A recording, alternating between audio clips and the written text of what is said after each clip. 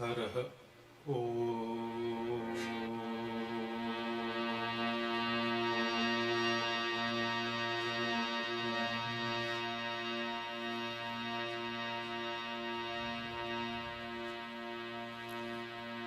ज्ञानसिद्धं तपःसिद्धं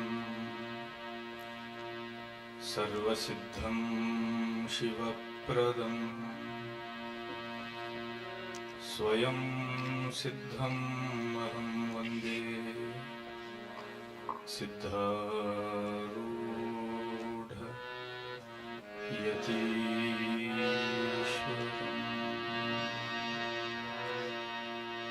नमस्तुभ्यं गुरुदेवाय चालकापुरवासिने समस्तभक्तशरण्याय सिद्धारूढ नमोऽस्तुते।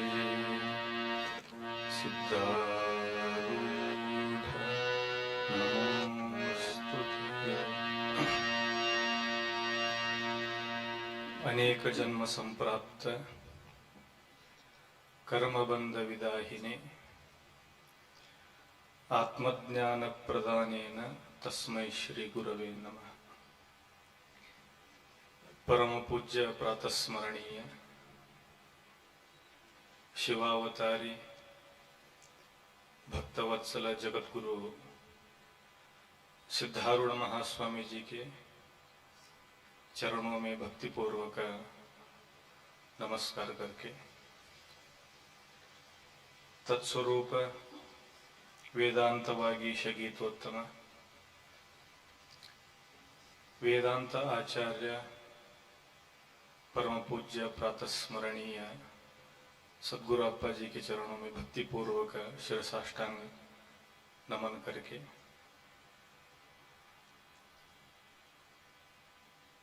इस पवित्र क्षेत्र में हम सभी लोगों को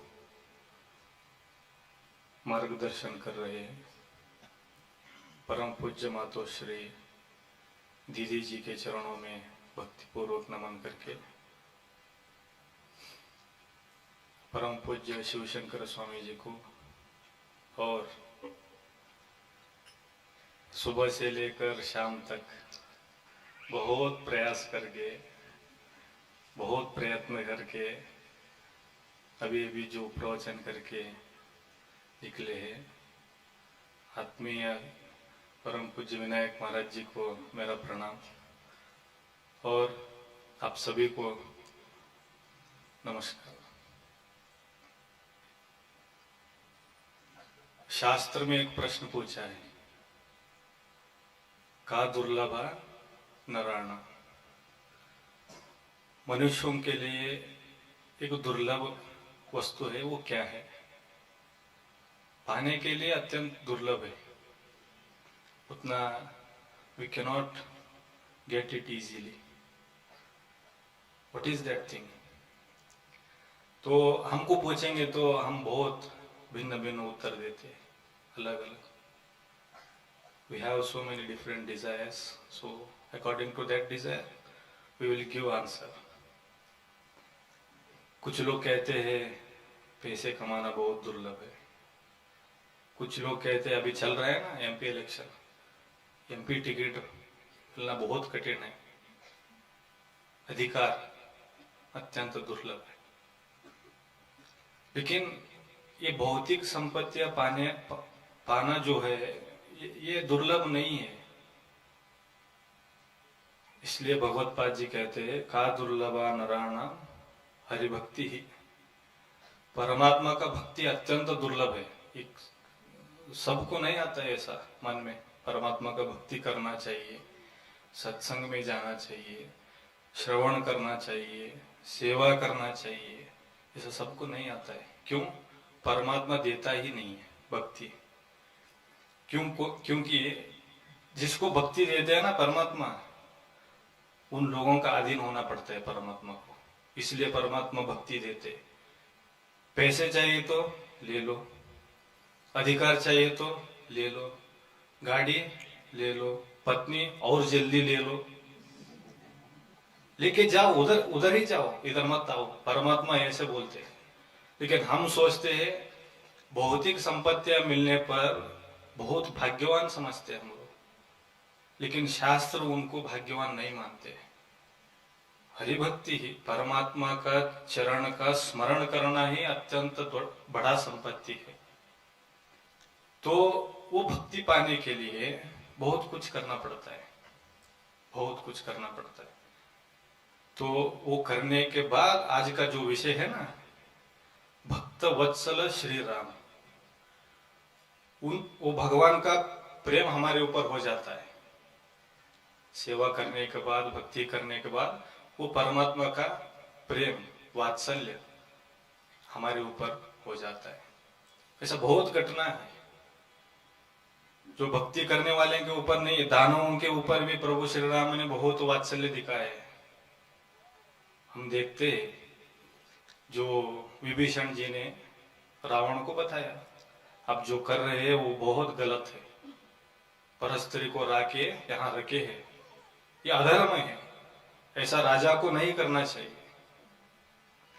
तो सब बताते हैं, वो रावण सुनता नहीं है, इनको ही राज्य से भगा दिया। तो कहाँ जाना चाहिए? वो तो उनके ऊपर बहुत, श्री राम जी के ऊपर बहुत भक्ति था। वो प्रभु के शरण में आने के लिए सोच के आ रहा था। ये समाचार मिला सुग्रीव जी को, तो सुग्रीव जी ने आके प्रभु के सामने बहुत लंबा कहानी बता दिया, इधर उधर करके। ये वो अच्छा नहीं है, वो कपटी है, वो दानव है, वो राक्षस है, वो क्या करने के लिए आ रहे पता नहीं है, उनको लेना अच्छा नहीं है, सब बता दिए। और हनुमान जी भी सलाह दिया, क्या नहीं है, मुझे ऐसा लगता है प्रभु जी वो थोड़ा अच्छा है, वो ठीक है, इसलिए उनको हमारे तरफ लेना चाहिए। ये दोनों पक्ष को सुन के प्रभु जी ने एक बात कही, प्रभु श्री रामचंद्र जी ने एक बात बताया। श्री राम चरित्र मानस में बताते हैं, मित्र भावेन संप्राप्तम न त्यजेयम कथंचन, दोषो यद्यपि तस्य स्यात् सतामेतत् अघर्रितम। सज्जनों के बारे में बताते हो, मेरे शरणागति में जो आए हैं ना विभीषण, यदि उनमें दोष हो, यदि वो कपटी हो, फिर भी सज्जनों के शरण में जो आता है ना, उनको त्याग नहीं करना चाहिए, उनको आश्रय देना चाहिए। इसलिए मैं आश्रय देता हूँ, स्वीकार करता हूँ। और उतना ही नहीं है, अभयम सर्वभूतेभ्यो ददामि ये तत् व्रतम मम, ये मेरा व्रत है। सभी प्राणियों को, जो मनुष्य प्राणी मेरा शरण में आते हैं ना, उनको अभय देना ही मेरा एक व्रत है।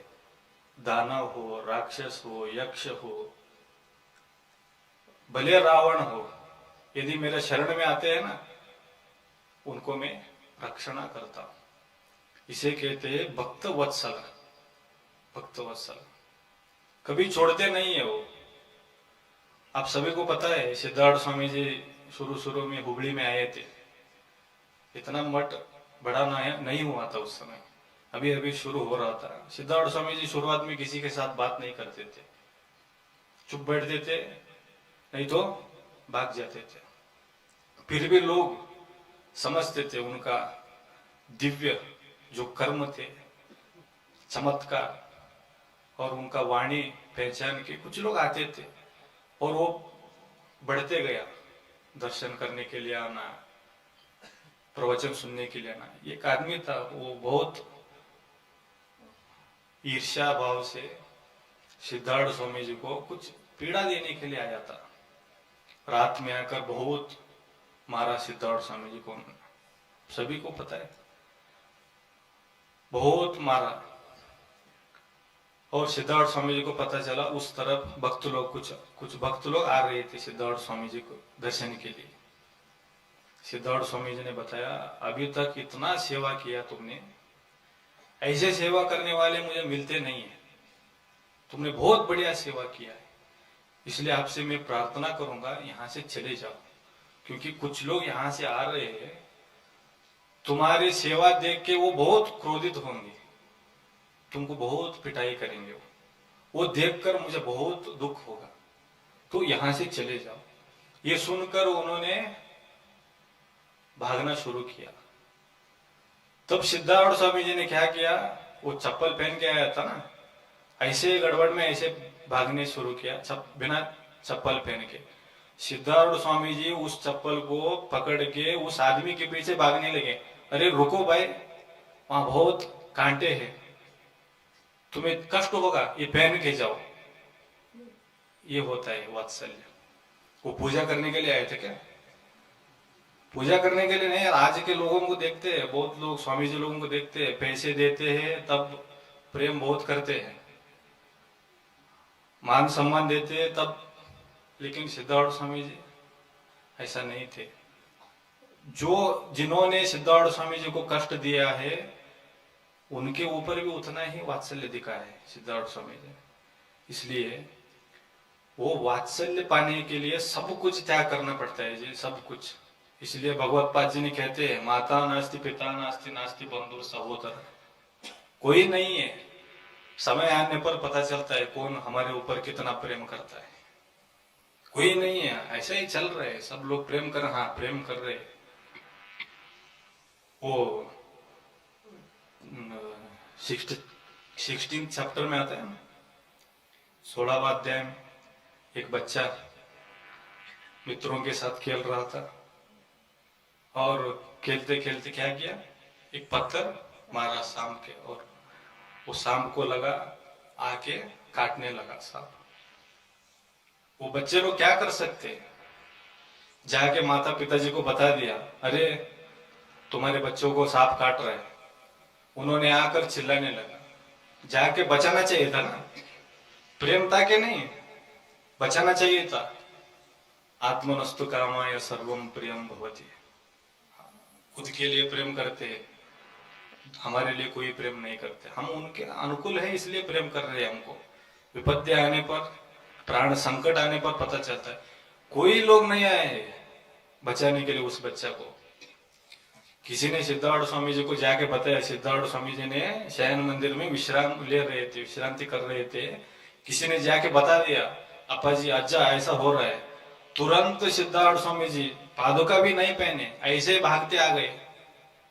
आके क्या किया उन्होंने, उस सर्प से बचाया सिद्धार्थ स्वामी जी। ये है वात्सल्य। ये वात्सल्य के लिए सब कुछ त्याग करना पड़ता है, सब कुछ। वही एक बंधु है, एक एव परो बंधु। इस विषम संसार में एक ही परम बंधु है, वो सद्गुरु है, परमात्मा है। मुझे भी बहुत लोग पूछते थे, जब मेरा एमकॉम हो गया ना, होने के बाद आ गया मैंने, जो आश्रम आने वाले आते थे लोग पूछते थे, अरे इतना पढ़ के क्यों आ गए? तो मैंने, ठीक है जी, अपा जी हमेशा एक दृष्टांत बताते हैं, तो हम भी वो सुन सुन के, ऐसा लोगों का मैं छोड़ता नहीं हूँ, मैं भी बता देता हूँ। ऐसा फलायनवादी नहीं हूं मैं, ऐसा जवाब देता हूं मैं। तो अपा जी बताते, क्या प्यार किया नहीं जाता है, प्यार हो जाता है, प्यार हो जाता है। इसलिए एक दृष्टांत बताते अपा जी, क्या है, ये जो लड़की लड़का प्यार होता है ना, कैसा होता है वो उसको ही पता है, हमें पता नहीं है, हो जाता है। माँ बाप को छोड़ती है कि नहीं वो लड़की, छोड़ती है कि नहीं, छोड़ती है। और जो मान सम्मान प्रतिष्ठा रहता है ना गांव में, वो त्याग करने के लिए, सैक्रिफाइस करने के लिए तैयार होती है कि नहीं? सब कुछ तैयार होते हैं वो छोड़ने के लिए। किसके लिए? एक शारीरिक आनंद के लिए, बस इतना ही, बस इतना ही। तो उस क्षणिक आनंद के लिए वो माँ बाप को छोड़ने के लिए तैयार है। हम शाश्वत आनंद देने के लिए सदगुरु भगवान है, हम क्यों नहीं छोड़ना चाहिए जी? तो ये जब पता चलता है ना, आज महाराज जी गा रहे थे एक गाना, वो गाना मैं बहुत पहले से सुनता था घर में जब था ना, मुझे मेरी मस्ती कहाँ लेके आई, बहुत बहुत सुनता था मैं। इसलिए सदगुरु महाराज जी से और परमात्मा के जैसे कोई बंधु नहीं है। ये सत्य है, ये श्रुति का सिद्धांत है, ये झूठ नहीं हो सकता है। श्रुति का तात्पर्य है, वो कैसे झूठ हो सकता है। इसलिए ऐसे वात्सल्य पाना ही इस मनुष्य जन्म का परम कर्तव्य है। जिस दिन वो हमको स्वीकार करेंगे, बहुत लोग मानते हैं, बहुत लोग बोलते रहते ऐसा गुरुजी मिले हैं हमारा भाग्य है। मैं ऐसा नहीं बोलता हूँ, ऐसा गुरुजी मिले हैं इसलिए मेरा भाग्य नहीं मिल, वो मुझे शिष्य स्वीकार किए ये मेरा भाग्य है बोलता हूँ। हमारे पास क्या अधिकार है जी, हमारे पास क्या अधिकार है। वो स्वीकार लिया हमको, yes you are my disciple to sadhana. इसलिए वो वात्सल्य के सामने कोई इस प्रपंच का कोई नहीं है। दो शब्द सदगुरु महाराज जी के चरणों में अर्पण करके हरिओम तत्सत। हरिओम।